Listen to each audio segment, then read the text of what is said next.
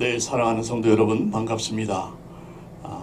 지난주에 이어서 복된 주일 아침 생명의 말씀 십계명의 6번째 계명 살인하지 말라 하는 말씀의 제목을 가지고 은혜 받기를 원합니다. 잠깐 기도하겠습니다. 하나님 십계명 안에 담겨져 있는 하나님의 마음, 우리를 향한 사랑과 우리를 보호하고자 하는, 우리를 지켜주시고자 하는 그 마음을 온전히 깨닫게 하여 주셔서 계명 하나 안에 담겨져 있는 하나님의 마음과 말씀을 온전히 따라갈 수 있도록, 온전히 우리의 삶에서 그 말씀을 경험하며 나눌 수 있도록 성령 하나님께서 친히 우리의 심령 속에 말씀할 수 있는 은혜와 들을 수 있는 귀를 허락하여 주시옵기를 예수 그리스도의 이름으로 기도하옵나이다. 아멘. 지난 독립기념일 바로 전주 연휴에 미국 전국에서 약 400번의 총기 사건이 일어났다고 합니다. 사망자가 150명이 넘었다는 안타까운 소식을 들으면서 뭐 전쟁도 아니고 무슨 특수작전이 있는 것도 아니고 그냥 민간인들끼리 그렇게 서로 총을 쏘고 또 총을 맞는 안타까운 현실, 사람의 생명이 너무나 참 팔이 목숨같이 가볍게 여겨지는 현실이 참 마음이 아픕니다. 한국 사회를 가리켜서 제가 한국에 계신 분한테서 들은 얘기인데, 한국 사회를 가리켜서 죽고 죽이는 사회라 이렇게 얘기를 한다고 해요. 명실공히 자살공화국 아닙니까? 많은 사람들이 죽습니다. 얼마나 안타까운지. 보석같이 귀한 생명들이 죽습니다. 스스로. 그런가 하면 서로를 죽인다는 것이죠. 자기와 맞지 않는다고 언어폭력으로, 악성 댓글로, 악플이라 그러죠.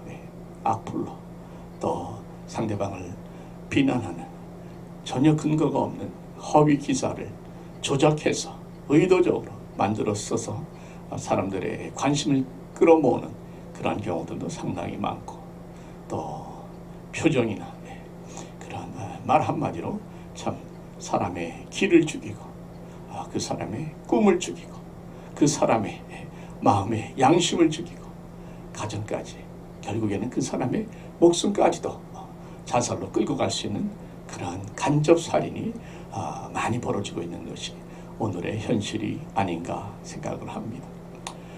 그런 의미에서 하나님께서 주신 제6계명 살인하지 말라 하는 말씀은 참 오늘날에도 변함없이 우리에게 가장 필요한 계명이 아닌가 생각을 합니다.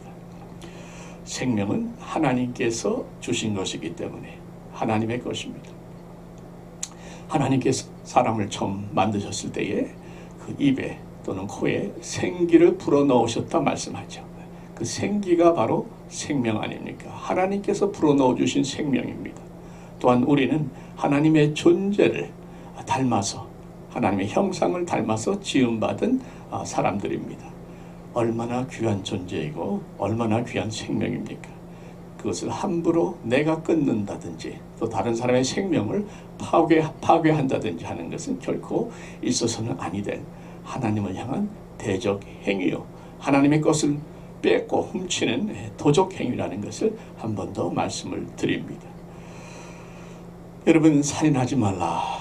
여러분 가운데에 정말 손에 피를 묻혀서 직접 살인을 하신 분은 hopefully 아무도 안 계실 줄 압니다. 그러나 꼭 흉기로, 총칼로, 그죠? 사람을 죽여야 살인이 아니라 우리의 가장 총과 칼보다도 더 날카롭고 더 아픈 언어의 폭력으로, 아까도 말씀드렸지만 악성 댓글로, 또 여러 가지 미움의 참 그 흉기로, 때로는 싸늘한 표정으로, 때로는 침묵으로, 때로는 심한 모욕으로 사람들의 생명을 점점 파괴시켜가는, 그 생명을 단축시켜가는 바로 이런 것도 간접 살인이 되겠습니다. 그래서 결과적으로 상대방의 꿈을 죽이고 미래를 앗아가고 삶의 의욕을 꺾어가게 하는 이러한 간접살인. 여러분, 가장 대표적인 간접살인은 미움입니다. 성경 말씀에 정확하게 나와 있죠. 미움에 대해서 이렇게 말씀합니다. 요한일서 3장 15절에 그 형제를 미워하는 자마다 살인하는 자니. 더 이상 무슨 설명이 필요합니까? 형제를 미워하는 자는 살인하는 자다. 형제를 미워하는 순간에 그 사람은 이미 살인자가 된 것입니다. 형제를 미워했기 때문에 그 미움이 원인이 돼서 살인을 하는 것이 아니라 미움 자체가 살인죄의 시작이 된다는 것입니다. 그래서 이런 사람들은, 미움의 감정을 품고 사는 사람들은 어딜 가든지 평화를 파괴합니다. 가정에서의 행복을 파괴하고, 직장에서의 관계를 파괴하고, 교회에서의 하나됨을 파괴하고, 또 세상에서의 그 안전함을 파괴하는 행위가 바로 이 미움을 늘 마음에 품고 다니는 간접살인들의 모습이 되는 것이죠. 많은 경우 이들은 사탄의 도구로, 마귀의 도구로 아주 많이 기묘하게 쓰임받는 경우들이 많습니다. 자, 어떻게 하면 이런 간접살인, 특히 미움의 감정을 우리가 다스릴 수 있을 것인가? 어떻게 하면 평화를 파괴하는 도구가 아니라 평화를 세워나가는 도구로 쓰임받을 수 있을 것인가? 어떻게 하면 사탄의 도구가 아닌 하나님의 평화의 도구로 쓰임받을 수 있을 것인가? 오늘 말씀을 통해서 세 가지를 정리를 해봅니다.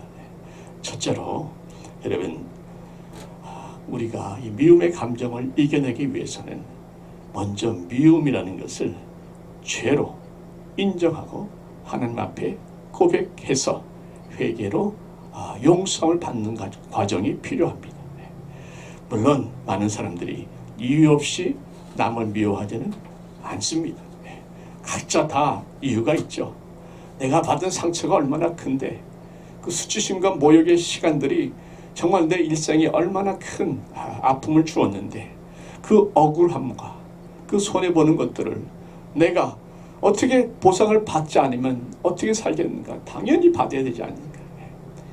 당연히 나라는 사람을 잘못 건드렸다는 그러한 참 경고와 또 그러한 따끔한 맛을 그 사람 한 번쯤 맛을 보여주는 그런 생각들을 누구나 다 하게 됩니다.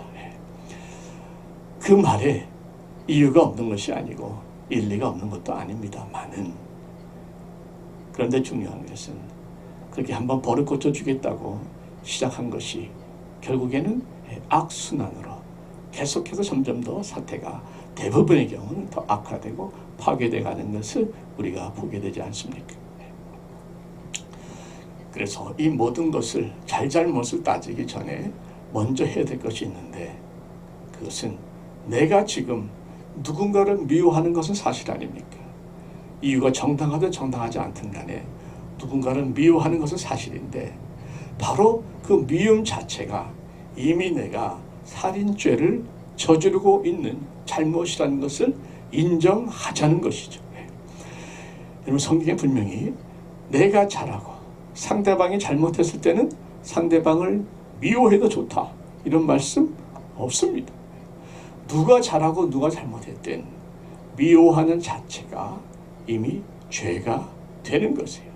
그러니까 잘잘못을 떠나서 하나님의 형상인 인간을 거절하고 미워하는 자체가 이미 죄이기 때문에 우리는 먼저 그 미움의 죄를, 품지 못하고 사랑하지 못한 그 죄를 인정해야 한다는 것입니다. 물론 억울하죠. 물론 말이 안 되는 억지일 수도 있습니다. 따져야 될 것들이 얼마나 많은데, 내가 복수하지 않으면, 내가 원수 갚지 않으면 누가 갚아주겠는가, 그렇게 얘기할 수 있습니다만은, 그런데 여러분, 누가 내 대신 원수를 갚아주겠는가? 누군가가 대신 원수를 갚아주시겠다고 말씀하셨습니다. 우리 하나님. 내 사랑하는 자들아, 로마서 12장 19절 말씀이죠. 너희가 친히 원수를 갚지 말고 하나님의 진노하심에 맡기라. 기록되었으되 원수 갚는 것이 내게 있으니 내가 갚으리라 하고 주께서 말씀하시니라. 그리고 이어서 내 원수가 줄이거든 먹이고 목마르거든 마시우게 하라 말씀합니다.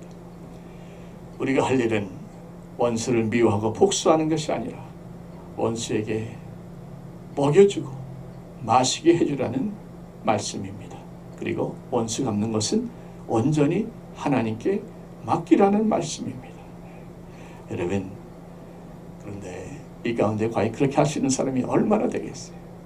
솔직히 저도 원수에게 먹이고 마시고 그들을 품고, 여러분 저도 설교는 하지만 그렇게 할 100% 자신과 확신은 저도 없습니다.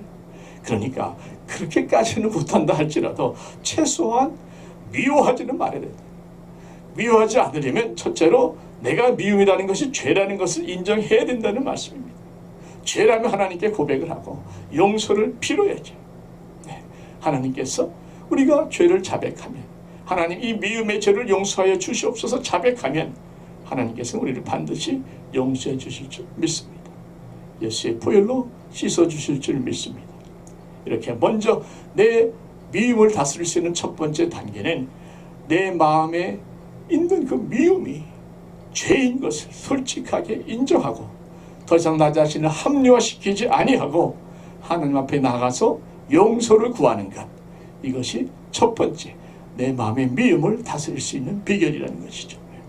이어서 두 번째로는 두 번째로는 우리가 겸손한 마음을 주시도록 간절히 기도해야 되겠습니다. 여러분, 늘 나는 상처받고 사는 사람들이 있어요. 자기는 늘 손해보고 사는 사람들이 있습니다. 본인이 그렇게 느끼고 난 항상 피해자라는 거예요. 그런데 그렇게 피해의식이 강한 사람들은 주로 두 가지가 원인입니다. 하나는 많은 상처로 인해서 본인의 자존감이 굉장히 데미지가 많이 간 분들이 그렇고, 또 한 케이스는 교만한 케이스입니다. 특별히 교만한 사람들은요, 늘 자기가 뭔가 대접받기를 원하다 보니까 너무나 쉽게 나는 무시당한다 생각하고 자기는 남에게로부터 딱 대접받을 것을 받지 못하는 unfair한, 불공평한 처사를 늘 받고 있다. 그 자신은 늘 피해자로 그렇게 생각하는 경우들이 많습니다. 그러다 보니까 여러분, 교만한 사람들은 늘 불평이 많죠. 만족이 없죠. 그러다 보면 결국에는 감정이 나빠지고 다툼이 일어나게 되어 있습니다. 잠언서에도 보게 되면 13장 10절 말씀에 교만에서는 다툼만 일어날 뿐이라, 이렇게 말씀합니다. 교만에서는 다툼만 일어날 뿐이라. 교만하면 결국은 다투게 된다는 말씀이죠. 왜 교만하면 이렇게 다투는가? 아무것도 아닌 걸 가지고 나를 무시했다 생각하니까 상대방 기가 막히는 거 아니겠습니까? 이해가 될지는 모르겠습니다만 주보에 실수로 이름이 빠지는 경우가 가끔 있지 않습니까? 근데 그 이름이 한번 빠지면 나를 무시했다고 생각을 하는 것이죠. 그 의도적으로 나를 빼뜨린 것처럼. 물론 그런 실수하지 말아야 됩니다. 우리가 먼저 조심해야 되겠지만, 그러나 한번 이름이 빠졌다고 해서 그것이 나를 무시해서 의도적으로 뺀 것이라고 생각하는 자체는 문제가 있는 것이죠. 그래서 교만하면 쉽게 상처받고 쉽게 분노합니다. 그런데 상대적으로 겸손한 사람은 다른 사람이 자신을 이렇게 대접을 하지 않아도 별로 거기에 상처받지 않아요. 별로 화내지 않습니다. 또 성경에도 나보다 남을 더 낫게 여기라고 했는데 이런 마음을 가지고 그냥 넘어가는 것이죠. 더 중요한 것은 겸손한 사람들은 다른 사람들을 무시하지 않습니다. 배려하고 존중할 줄 압니다. 중국에 노신이라는 분이 계신데 그분이 쓴 아큐 정전이라는 책이 있습니다. 그 책에 보면요, 썩은 사과 먹는 법, 이런 내용이 있답니다. 저도 들은 얘기입니다만 썩은 사과 먹는 법. 이런 썩은 사과를 어떻게 드십니까? 사과가 참 맛있는 사과가 있는데, 보기만 해도 입에 침이 고이는 사과가 있는데 한 부분이 조금 썩었어요. 그럼 어떻게 하십니까? 이거 썩었냐고 집어 던져버리십니까? 대부분의 경우는 그 썩은 부분만 조금 이렇게 도려내고, 그리고 안 썩은 부분은 맛있게 잡수시는 거죠. 그럼 마찬가지로 사람을 만나다 보면요, 완벽한 사람은 없습니다. 어느 누구나 부족한 부분이 있고, 사고를 치면 썩은 것 같이 좀 약하고 잘못된 부분이 어느 누구나 다 있는 것이죠. 근데 어떤 사람을 만나면 그 사람의 부족한 점을 보면서 많은 경우에 그 사람의 전체를 다 그런 사람으로 판단해 버리는 거예요. 그 사람의 게으른 걸 조금 보면 저 사람은 게으른 사람, 그 게으름이 그 사람의 전체를 다 판단해 버리고, 그래서 저 사람은 내가 가까이 하지 않아야 될 사람, 이렇게 생각들을 한다는 것이죠.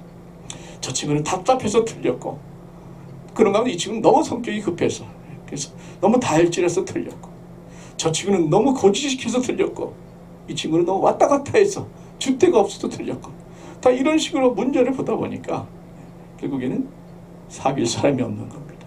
다 문제 있는 사람들이 돼버리는 거죠. 이런 걸 가리켜서 사람에 대한 낭비다, 이런 말이 있습니다. 사람을 바로 볼 줄 모르는, 그래서 그 사람의 귀한 가치와 잠재력을 키우지 못하고 그냥 낭비해 버리는 것이다 하는 것이죠. 그럼 어떻게 해야 되는가? 여러분, 썩은 사과를 먹는 것처럼 그 잘못된 부분, 부족한 부분은 그냥 커버하면 되는 거예요. 그리고 더 맛있는 부분, 더 아름답고 더 좋은, 더 장점인, 더 잘하는 그 부분을 먼저 보고 그것을 먼저 안아주고 품어줄 때 다른 연약한 부분도, 부족한 부분도 커버가 된다는 것이죠. 여러분, 이것이 겸손한 사람에게는 가능합니다. 왜냐하면 겸손한 사람은 자기 자신에게도 이미 썩은 부분이 있다는 것을 알아요. 그래서 자신도 함부로 남의 잘못된 부분을 가지고 정죄하는 것이 아니라 그 사람의 잘못도 품을 줄 아는 겁니다. 왜? 나도 잘못된 부분이 있으니까. 그 사람도 부족한 것을 품을 줄 알고, 그 사람도 나를 존중하듯이 그 사람도 존중하고 배려해 줄 줄 알고, 이게 겸손한 사람의 모습이 되겠습니다. 생명의 본 모습은 서로에게 기댈 수 있는 언덕이 되어주는 것이다. 생명의 본 모습은 서로에게 기댈 수 있는 언덕이 되어주는 것이다. 김기서 목사님께서 하신 말씀인데, 거기 보게 되면 참 사람 인자를 우리가 비유로 들지 않습니까? 사람 인자처럼 사람들은, 생명은 서로 비스듬히 기대면서 살아가는 것이다. 그래서 누군가 내 어깨에 기대도록 허용하는 것이 사람의 모습이 되어야 한다. 누가 나를 기다리고 할 적에 어깨를 탁 쳐서 밀쳐내지 말고 그냥 어깨를 내어주는 것, 그게 참 생명의 참 아름다운 모습이라는 것이죠. 그렇게 서로를 북돋아주는 우리 자신들이 되어야 되겠습니다. 이런 북돋아주다 하는 말에 그 원어를 찾아보면 재미있더라고요. 북돋우다 하는 것은 어떤 그 기운이나 정신을 좀 이렇게 더욱 높여주는, 세워주는 것을 말하지 않습니까? 다독거려주고. 그런데 그 북돋는다는 말의 그 뜻은, 북이라는 것이 뭔가 하면 이런 말이에요. 밭을 보면요, 이 패인 고랑이 있고요, 그 흙을 두둑하게 모아가지고 쌓아 올린 두둑이라고 그럽니다. 두둑이 있는데 보통 그 두둑 위에다가 뭐 토마토도 심고 뭐 파도 심고 심지 않습니까? 그런데 때로 그 두둑이 흙이 흘러내려갑니다. 또 비가 와서 바람이 불어서 씻겨갑니다. 그래서 그 하얀 뿌리가 드러나는 것이죠. 뿌리가 드러나면 채소가 죽습니다. 그럴 때에 호미 같은 것으로 그 드러난 뿌리를 주위에 흙을 다시 긁어 모아서 그 뿌리가 드러난 부분을 덮어주는 것, 이게 바로 북돋아주다 하는 말의 뜻이랍니다. 우리의 인생도 삶의 터전에 뿌리를 내리고, 믿음의 뿌리를 내리고 살다 보면 바람이 불고, 그래서 씻겨져 가서 하얀 뿌리가 드러날 때가 있는 것이죠. 그때에 바로 옆에서 누군가가 얼마나 힘들어. 그래도 내가 옆에 있잖아. 내가 도와줄게. 이런 은혜로운 사람이 있다면 그 사랑을 먹고 우리는 힘을 얻지 않겠습니까? 그렇게 살아가는 것이 인생이라는 것입니다. 그렇게 북돋아 줄 때에 북돋움을 받은 사람도 참 행복하지만 북돋아 주는 그 사람이 사실은 더 행복해진다는 것이죠. 생명의 본성은 서로 북돋아주고 세워주는 것이다 하는 말씀입니다. 이렇게 북돋아주는 것은 교만한 사람은 절대 하지 못합니다. 겸손해야 할 수 있어요. 그래서 여러분, 우리는 겸손한 마음을 주시도록 우리 함께 간절히 기도하시기를 바랍니다. 우리가 겸손하게 될 수밖에 없는 기도가 있습니다. 그 기도만 하면 저는 겸손해져요. 여러분도 그 기도만 하면 겸손해질 것입니다. 그 기도가 무엇인가? 주님, 십자가를 더욱 깊이 묵상하게 하여 주시옵소서. 그 십자가를 주님께서 지셔야만 하는 나의 그 끔찍하고 엄청난 죄를 묵상하게 하여 주시옵소서. 그리고 그 끔찍한 죄를 다 덮어줄 수 있는 주님의 십자가의 사랑을 묵상하게 하여 주시옵소서. 나의 악하고 엄청난 큰 죄를 묵상하고 그 죄마저 덮어주시는 하나님의 사랑을 묵상할 때에 우리는 겸손할 수밖에 없습니다. 우리가 겸손해질 때에 우리는 그저 감사하면서 모든 사람을 북돋아주는, 드러낸 하얀 뿌리를 흙으로 덮어주는, 또 다른 사람의 썩은 부분까지도 품어줄 수 있는 그러한 사랑의 사람, 겸손한 자들이 될 줄로 믿습니다. 여러분, 세 번째로, 첫째는 뭐였죠? 내가 미움을 갖는 자체가 죄인 것을 시인하고 회개하자는 것이고, 두 번째는 겸손한 마음을 가져서 다른 사람을 정죄하는 것이 아니라 품을 수 있도록 하나님께서 내 마음을 낮추게 해달라는 기도를 하는 것이고, 세 번째는 용서인데, 용서에 대해서는 많은 말씀이 있겠지만 한 가지만 말씀드립니다. 용서는 나 자신을 위한 것임을 잊지 마시기를 바랍니다. 여러분, 용서를 영어로 forgive 하죠. for는 뭡니까? 누구를 위하여, give는 주는 것이고, 그러니까 용서를 하는 것은 누구를 위하여 주는 것이다 하는 의미가 되겠습니다. 그럼 누구를 위한 겁니까? 물론 상대방을 위해서 용서하는 것도 맞긴 하지만 궁극적으로 용서를 하면은 나를 위하게 되는 것이에요. 나에게 주는 것, give for me, 나에게 주는 것이 용서라는 것입니다. 왜냐하면 용서를 하는 순간에 내 자신이 그 용서하지 못하는 모든 그 갈등과 그 미움과 그 상대방에 대한 아픔과 이 분노로부터 내가 해방받기 때문에 그렇습니다. 미움의 감정을 계속 품다 보면 그 미움이 점점 내 영혼을 갉아먹기 시작합니다. 이번에 플로리다에서 그 엄청난 사고가 일어나서 그 높은 건물들이 콘도가 다 무너져 내리지 않았습니까? 사망자가 계속 늘어나는 거 보면서 참 마음이 아픈데, 그 원인이 지금 밝혀지지 않았으니까 바닷물이 조금씩 침식해 들어가서 기초를 갉아먹었다는 것이죠. 마찬가지로 이 미움의 감정이 내 안에서 용서로 해결되지 아니하고 계속 쌓이다 보면 내 영혼이 침식된다는 겁니다. 내 마음에 영혼이 가라앉고 인격이 점점 붕괴되고 나중에는 몸과 마음의 건강까지도 잃어버리게 된다는 것이죠. 특히 미움의 죄 속에서 갇혀버리면 이런 하나님의 경고의 말씀이 있는데 한번 보십시오. 요한일서 4장 20절에 보시면, 누구든지 하나님을 사랑하노라 하고 그 형제를 미워하면 이는 거짓말하는 자니, 보는 바 그 형제를 사랑하지 아니하는 자는 보지 못하는 바 하나님을 사랑할 수 없느니라 말씀하셨어요. 자, 형제를 사랑하지 아니하는 자는, 곧 미워하는 자는 뭐라고 말씀하셨다고요? 하나님을 사랑할 수가 없다는 겁니다. 형제를 미워하는 자는 하나님을 사랑할 수가 없다. 얼마나 두려운 말씀입니까? 여러분, 하나님을 사랑할 수가 없는데 어떻게 우리가 믿음의 생활을 할 수가 있고 신앙이 자랄 수가 있겠어요? 그런데 이 모든 저주로부터, 심판으로부터 해방받을 수 있는 것이 바로 용서라는 것이죠. 용서의 삶을 살기 시작하면 내 속에 점점 피해의식이 줄어듭니다. 그리고 상대방에 대한 긍휼히 여기는, 불쌍히 여기는 마음이 생기기 시작을 합니다. 그리고 그 긍휼의 마음이 점점 자라가면서 우리는 예수님을 점점 이해하게 되고 그분의 마음을 닮아가게 됩니다. 이런 과정을 통해서 우리 하나님을 더욱 깊이 사랑하게 되고 우리의 내면 세계는 점점 더 성숙해져 갑니다. 어느 신학 교수님이 이런 간증을 하셨어요. 이분이 참 아끼던 제자가 있었습니다.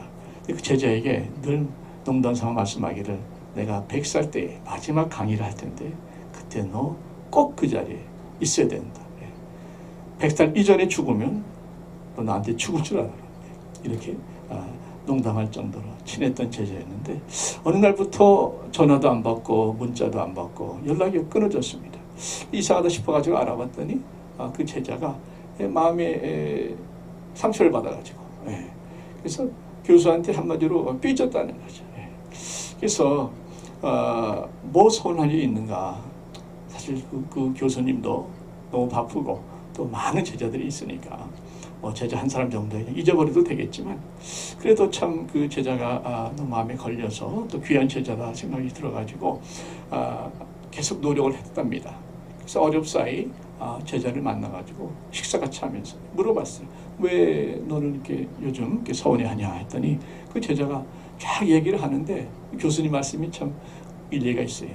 무슨 이야기인지 지금 기억도 안 난다는 거예요. 별로 중요한 얘기도 아니었는데 어쨌든 그 제자가 막 그 얘기를 하니까 들어줬다는 거죠. 다 듣고 나서 그럼 내가 너한테 뭘 어떻게 해줬으면 좋겠냐 그랬더니 그 제자가 하는 말이 교수님이 교수님의 잘못을 인정해 주셨으면 좋겠습니다. 딱 그러더래요. 여러분 아무리 그래도 교수님이 제자 앞에서 그래 내가 잘못했다. 내가 잘못 가르쳤다. 이렇게 할 수 있겠습니까? 근데 그때 교수님이 딱 생각이 이런 마음이 들더라는 것입니다. 내가 지금 나의 잘못을 인정하면 이 제자를 다시 얻을 수 있겠구나. 그런데 그 잘못을 인정하지 않으면 이 제자는 영영 잃어버리겠구나. 그러면서 내 알량한 자존심이 뭐라고 그것 때문에 이 사람을 잃겠는가 하는 생각이 들어서 자신이 잘못을 솔직하게 인정을 했답니다. 그리고 나서 그 교수님은 그 제자를 다시 얻었다 하는 말씀이 있어요. 그분이 한 번 더 강조하시더라고요. 내용은 지금 기억이 안 난다. 별로 중요한 것도 아니었는데 그런데 그것 때문에 잃을 뻔했던 제자를 내가 솔직히 인정하고 넓은 마음으로 품으니까 오히려 내가 더 용서하고 오히려 내가 더 미안하다고 먼저 사과를 하니까 모든 것들이 다 해결이 돼서 그 제자와 지금도 너무 아주 긴밀한 관계를 맺고 있다는 것이죠. 여러분 믿음의 사람으로 산다는 것이 바로 이런 것이 아니겠습니까? 하나님 앞에 우리가 설 때에 하나님께서는 많은 거 물어보지 않으십니다. 얼마나 많이 사랑하다가 왔는가 이걸 물으실 것입니다. 여러분 이런저런 일로 우리의 사랑이 막히지 아니하도록 그저 용서하고 그저 이해하고 그저 참고 그저 겸손하게 하루하루 품고 살아가는 여러분 되시기를 주의 이름으로 축원드립니다. 기도하시겠습니다. 하나님 아버지, 그동안 우리는 미워하는 것을 대수롭지 않게 생각해 왔습니다. 미워하지 않고 사는 사람이 누가 있는가 합리화하며 살아왔습니다. 그러나 미움은 살인이라는 심각한 범죄임을 깨닫습니다. 이 시간 그 미움의 죄를 회개하게 하시고 용서받게 하여 주옵소서. 아버지 하나님, 겸손히 살기 원합니다. 십자가를 늘 묵상하며 그 십자가에 달려야만 했던 예수님의 그 크신 사랑과 그 십자가 예수를 못 박아야만 했던 나의 커다란 죄를 늘 잊지 않게 하여 주셔서 그 십자가의 은혜로 나도 겸손히 다른 사람들을 섬기며 북돋아주며 살게 하여 주옵소서. 아버지 하나님, 용서는 그 아픔에서부터 나를 해방시키는 궁극적으로 나를 위하는 것임을 잊지 않게 하여 주셔서 나의 자존심을 세우기보다는 사람을 세우고 사람을 얻는 용서를 선택해 하며 살게 하여 주시옵소서. 이제는 우리 구주 예수 그리스도의 은혜와 아버지 하나님의 사랑과 성령님의 감동 교통 충만하심이 미움은 살인이라는 이 심각한 범죄임을 깨닫고 회개하며 십자가를 묵상하며 그 앞에서 한없이 겸손히 낮아지기로 결심하며 모든 악순환의 고리를 끊고 상대를 용서함으로 그 상처와 기억에서부터 온전히 해방을 누리기로 결심하며 돌아가는, 그래서 나의 자존심을 세우기보다는 사람을 세우기로 결심하며 돌아가는 하나님의 택함받은 자녀들 머리머리 위에 이제로부터 영원토록 함께 계시옵기를 간절히 축원하옵나이다. 아멘.